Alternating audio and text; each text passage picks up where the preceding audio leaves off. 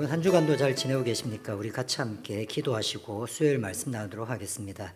하나님 아버지, 우리의 날마다의 삶을 주님께서 붙잡아 주실 뿐만 아니라 또 주님께서 우리에게 주시는 말씀 가운데에 우리의 마음과 생각이 고쳐지고 우리의 잘못을 주님 앞에 회개하며 나갈 수 있도록 좀 인도해 주시길 원하오며 예수님의 이름으로 기도드렸습니다.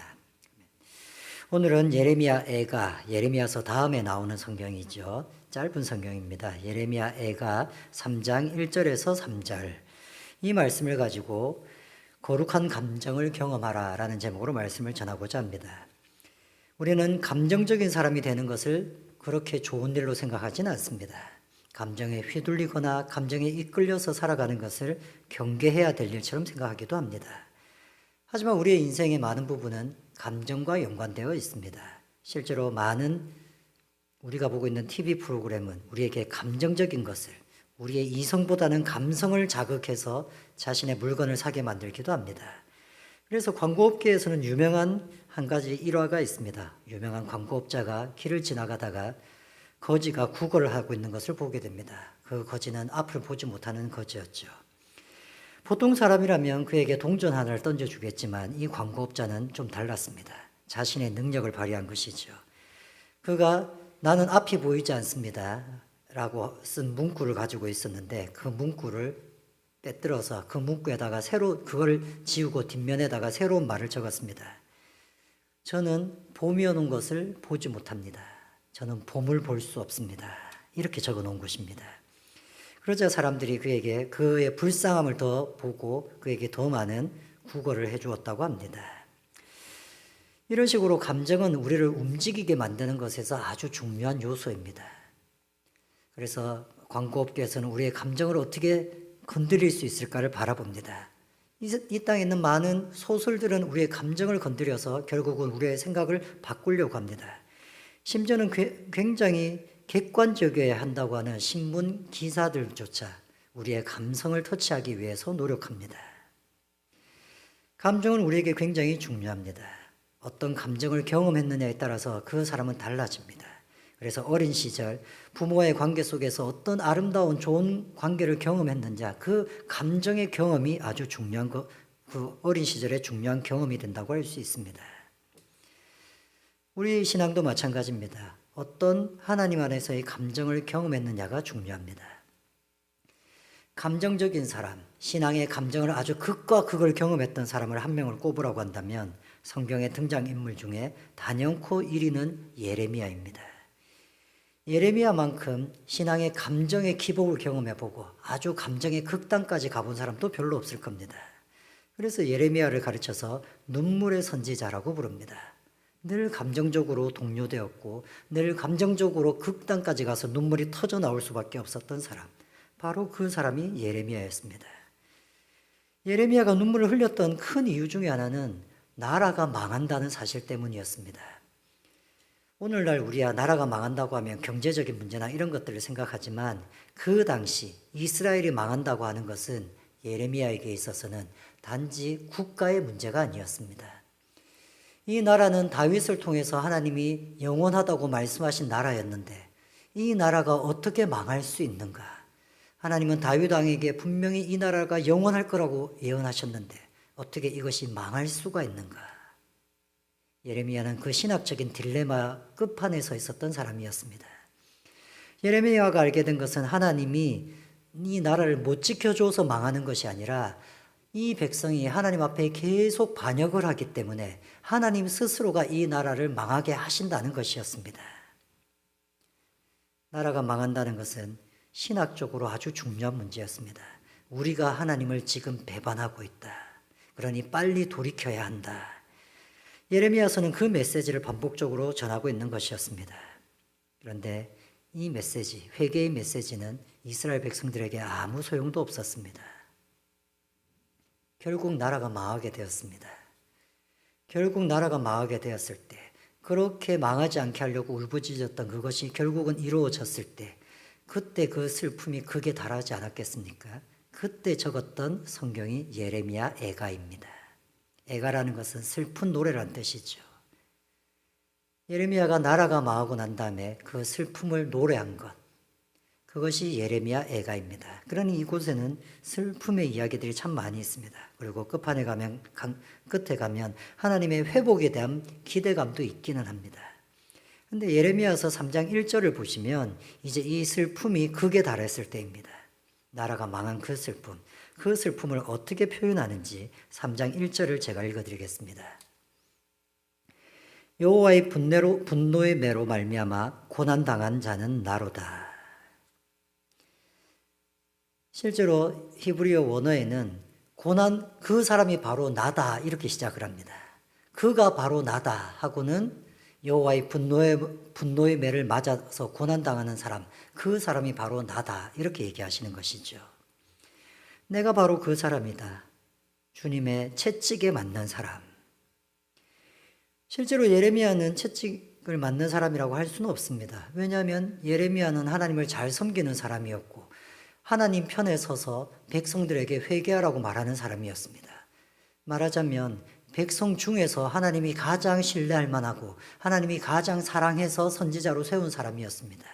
그런데 예레미야는 나라가 망했을 때에 자신이 이렇게 고백하는 겁니다.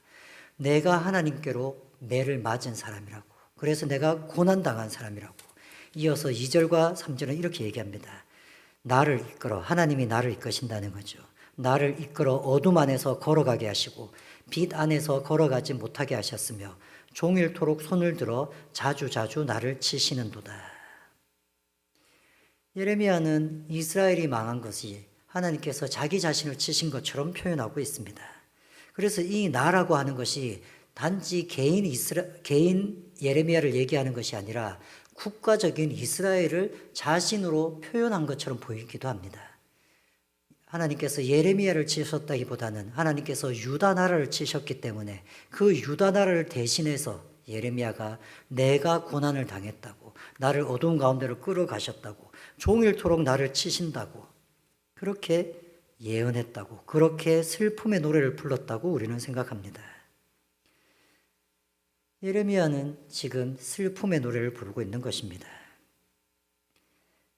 이스라엘 백성이 고통 가운데 있고 나라가 망해서 포로로 잡혀가고 있습니다. 이때 그것을 대신해서 예레미야가 이렇게 슬픔의 노래를 하는데 이 슬픔의 노래를 잘 듣다 보면 이것이 예레미야의 노래인지 또 하나님의 노래인지를 헷갈려질 때가 있습니다. 나라는 단어를 굉장히 많이 쓰는 성경 중에 하나가 예레미야 애가인데 이 나를 하나님으로 바꾸어서 생각해봐도 크게 어렵지 않은 것이 예레미야 애가입니다. 왜냐하면 그 슬픔, 예레미야가 지금 느끼는 그 슬픔은 하나님이 백성의 고난을 보면서 느끼는 슬픔이라고도 볼 수 있기 때문입니다. 하나님은 이스라엘 백성이 죄 가운데서 망해가는 것을 보고 즐거워하실 분이 아니었습니다. 그래서 예레미야를 통해서 회복하게 만들고 싶었고 예레미야를 통해서 다시 돌아오게 만들고 싶었지만 결국은 실패했던 이야기가 예레미야서입니다. 그렇기 때문에 예레미야가 느끼는 이 감정을 똑같이 하나님의 감정과 같다라고 생각할 수도 있습니다. 하나님이 느끼신 것을 예레미야가 느낍니다. 이스라엘 백성이 고백해야 될 고백을 예레미야가 대신 고백하기도 합니다. 예레미야는 자신의 감정대로 살았다기보다는 하나님의 감정과 이스라엘 백성들의 감정을 대표해서 살았던 사람이기도 했었습니다. 이것이 예레미야에게는 얼마나 괴로운 인생이었겠습니까? 자신이 슬플 때 슬퍼하고 자신이 기쁠 때 기뻐하고 이것이 어떻게 보면 당연한 평범한 인생일 텐데 예레미야는 그렇게 개인의 감정을 느낀 사람이 아니었습니다. 예레미야가 울면서 느꼈던 감정은 하나님의 감정이고 백성들이 고백해야 될, 그러나 백성들을 실제로 느끼지 못하는 그 백성을 대표했던 감정이기도 했었습니다. 자신의 감정은 없어지고 오로지 하나님의 감정이나 백성을 대표한 감정만 갖고 있었던 사람. 신앙생활에는 이런 감정의 경험이 필요합니다. 이런 감정의 경험이라고 하는 것은 하나님이 느끼시는 감정을 한번 경험해 보는 겁니다. 저 사람이 나에게 굉장히 큰 실수를 하고 나쁜 행동을 했습니다.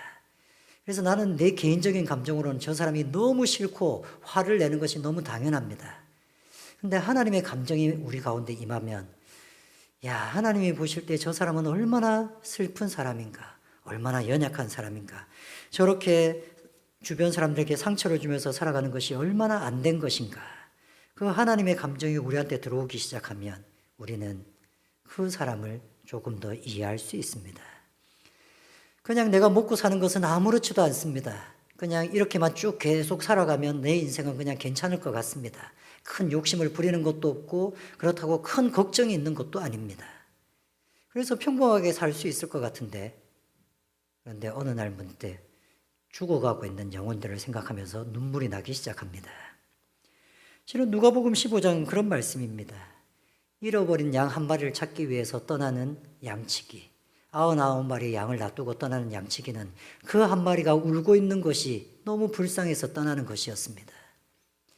동전을 잃어버렸는데 9개는 있었고 1개밖에 잃어버리지 않았는데 그 1개를 찾기 위해서 그렇게 노력하는 여인의 마음은 그 1개를 찾는 기쁨을 누리기 때문입니다. 아들 둘이가 있는데 둘째 아들이 집을 나갔습니다. 그리고 호랑방탕하게 살다가 모든 것을 다 잃어버리고 둘째 아들이 돌아옵니다. 둘째 아들이 그저 살아서 돌아온 것만 해도 기뻐서 흥분하고 있는 그 아버지의 모습. 잃어버린 영혼, 잃어버린 사람들, 낙심한 신자들을 본 하나님의 그 낙심이 만약에 우리 마음 가운데 들어온다면 평범하게 살아가고 있는 내 삶과 아무 상관없이 하나님의 슬픔, 하나님의 긴박한 마음이 아마 우리 가운데서 자라나기 시작할 겁니다. 감정적인 것이 좋지 않다라고 얘기할 때는 두 가지 의미가 있는 것 같습니다. 첫 번째는 너무 감정적으로 그 순간 급박하게 행동해서는 안 된다. 그래서 그 감정을 잘 다스려서 생각해보고 해야 된다는 것이 있을 겁니다. 또 두 번째는 감정적이라고 하는 것은 내 감정에 집착하다 보면 다른 사람이 왜 그렇게 했는지를 절대 이해되지 않습니다. 그러니 다른 사람을 이해할 수 있는 시간을 좀 가지라는 의미에서 감정적이지 말라고 얘기하는 것 같습니다. 하지만 그 두어 가지 정도, 제가 생각지 못한 몇 가지 이유도 더 있겠죠. 그 두어 가지 이유를 빼고 난다면 우리가 진심으로 어떤 일을 할 때에 감정 없이 일할 수 있을까요? 아무 감정 없이 누군가를 섬길 수 있을까요? 아무 감정 없이 누구를 도와줄 수 있을까요? 감정이라는 것은 우리를 움직이는 중요한 힘 중에 하나입니다.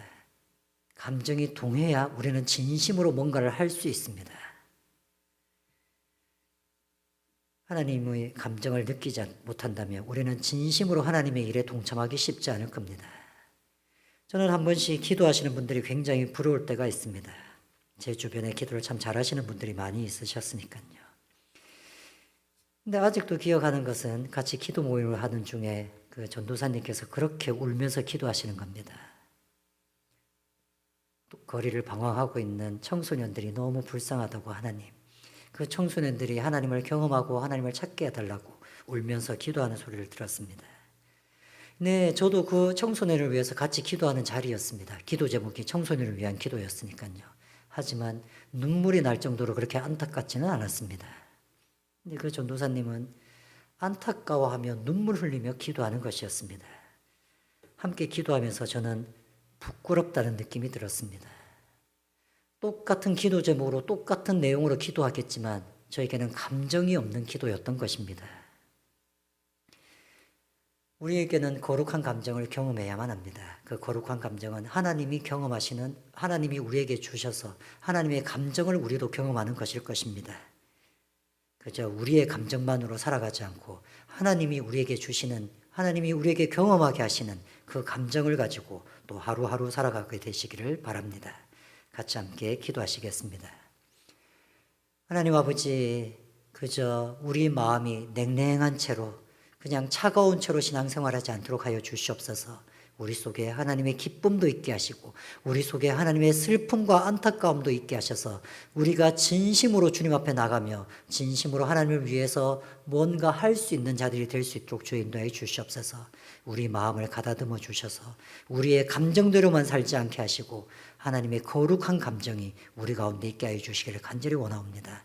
하루하루 힘겨운 삶 가운데 살아가는 우리 성도들을 붙잡아 주시기를 간절히 원하오며 예수님의 이름으로 기도드렸습니다.